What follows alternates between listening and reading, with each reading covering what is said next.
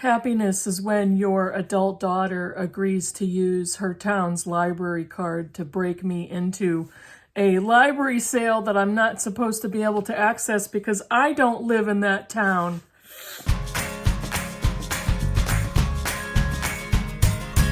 Hey BookTube, it's Kim at middle of the book march. Yes, I went to a library sale.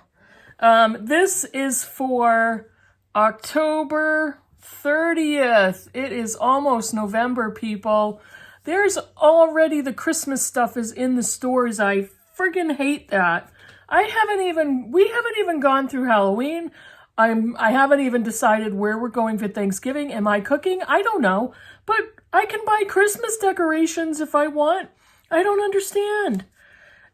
Whatever. It's my annual rant, my end of the year rant every year. And I think most of us do that. Most of us in the US that celebrate all these holidays. Yeah. Yep.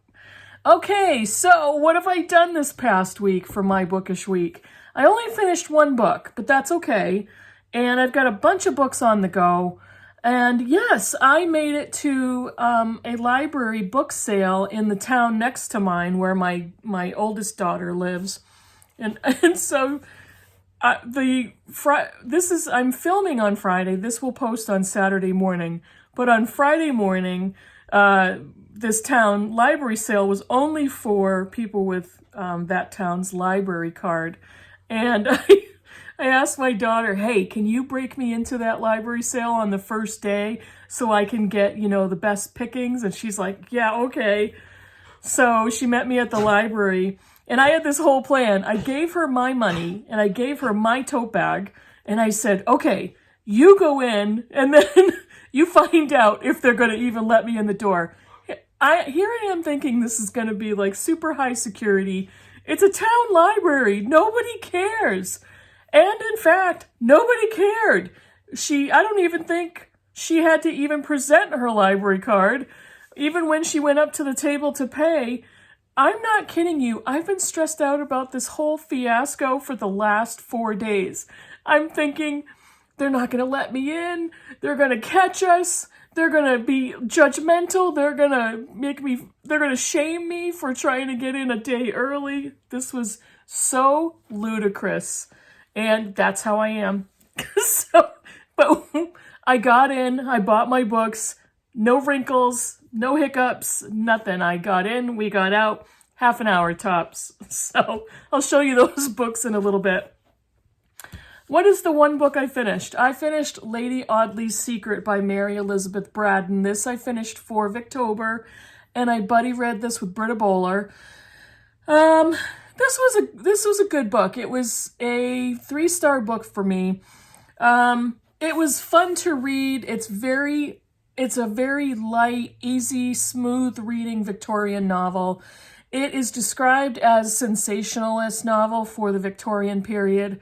And this would have been considered, like commercial fiction in Victorian England. It was an instant bestseller when it was published in, I'm going to make you wait, I don't remember, 1860 something, 1862, I don't know. I'll have to look it up and put it in the text in the frame below. But it was very good. It's a mystery. It turns into what is expected to be a murder mystery, and Lady Audley has a secret. However, Britta and I both figured out the secret very early on in the novel, and which was fine. But if I figure out the mystery or if I figure out the secret, I'm still anxious to find out how it all plays out. So I, was enjoying reading the book. I definitely wanted to read how this was all going to play out. Now, one of the other wrinkles to this book is at the time of its publication, it was a serialized novel. So the pieces came out a little bit at a time. And I think reading it as a novel in its entirety, the pacing is off. And Braddon changes writing style, in my opinion, possibly between sections. I'm not sure how many sections were published all at once or at a time. But she goes between very fairly simple, smooth writing to a section that gets extremely descriptive and very flowery, and then goes back to a quicker paced narrative where she's picking up on the mystery and on the secret story. And then it goes to, again, another section of extremely descriptive, and the end, okay, let's wrap it up. So the pacing is a little bit off. I would definitely recommend the book if it was somebody who wanted an introduction into the classics, into the Victorian period. This is a pretty good book to read. It was fun. It was smooth. I definitely was looking forward to picking it up, and wasn't surprised at the end. So that was my take on Lady Audley's Secret. That's all I finished for the week, but I've been reading a bunch of stuff, so let me show you. I am going to be wrapping up Felix Holt. I'm almost done with, well, again, I'm filming this on Friday. I'm going to finish up week 3 today, and then when you see this video, I will have been done with week 3 of 4 weeks of Felix Holt. And then next week, I will be finishing the book. So we've been reading this for the October selection for the George Eliot 2021 read-along. This is the last novel of the year, and I've read Middlemarch and Daniel Deronda last year. So the read-along will be done by the end of... No, by the end of the first week in November, we'll be all done reading George Eliot's novels. So, looking forward to that. I did not expect to like Felix Holt as much as I do. So, I've gotten to the last quarter of the book, and I'm really eager to find out how that plays out. I've finally also gotten more into George Eliot, Voice of a Century. I am now about a third of the way through the book, and I'm at the point where she has become George Eliot, and I am locked in. I'm locked in at this point. I will be getting back into Cast by Isabel Wilkerson. This has been on the back burner just a little bit, but I will be reading this probably through November, Nonfiction November, see how quickly I get through that. I started listening to Angela's Ashes by Frank McCourt on audio. I read this book years ago and just absolutely loved it. This was an early 5-star book for me. And this was one of those nonfiction books, a memoir, that solidified for me how much I love certain types of nonfiction, memoirs and autobiographies and that type of thing. This is a book that is just near and dear to me. The content, the writing, the voice of Frank McCourt, I love this book. And listening to it on audio, he is the narrator. And listening to that Irish accent and the way his inflections and the way he's reading his memoir is just, it's gorgeous, it's hilarious, it is bleak and heartbreaking, and I love all of it. I just love it.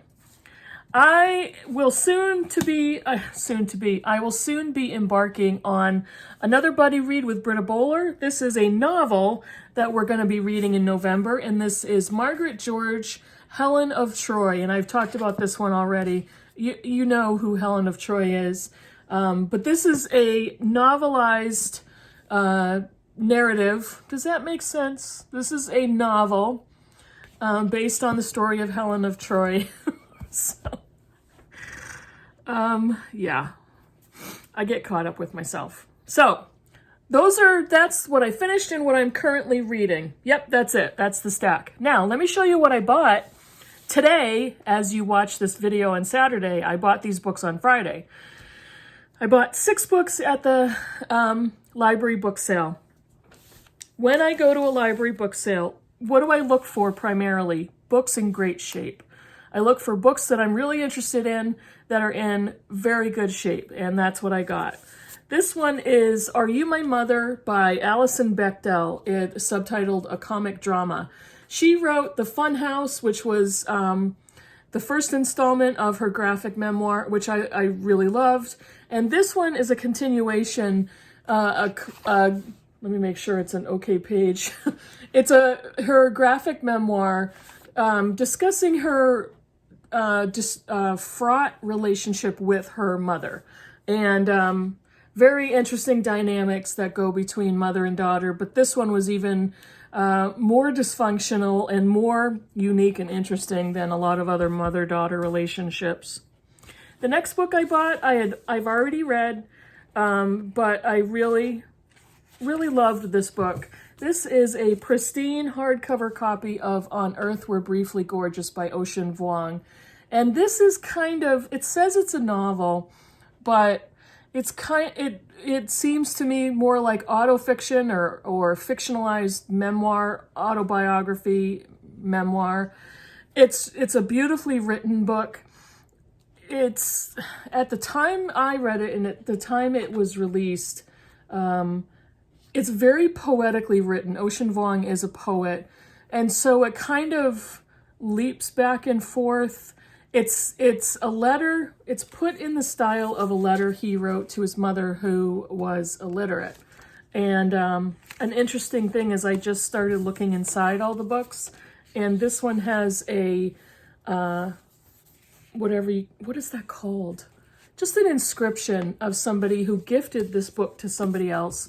And it made me a little bit sad that somebody would have donated this book and given it, I don't know, maybe they didn't like it. But I have it, and yay for me. This one is another Margaret George novel, and it is Mary Called Magdalene.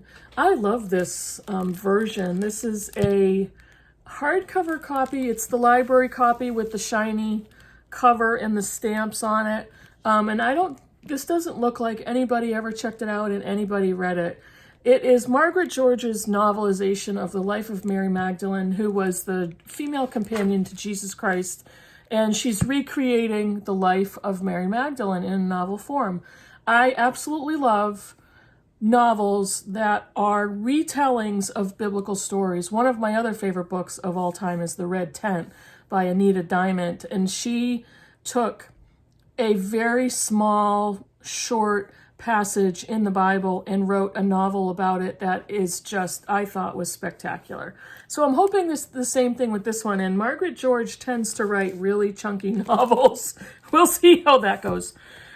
This one is an ARC, but though I saw it and I'm like, I have to get that. This is Seating Arrangements by Maggie Shipstead, and this is her debut novel. Maggie Shipstead is shortlisted for the Booker Prize for the novel Great Circle, but this is her debut novel.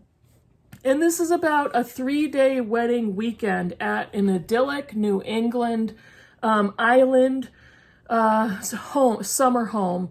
And it's kind of,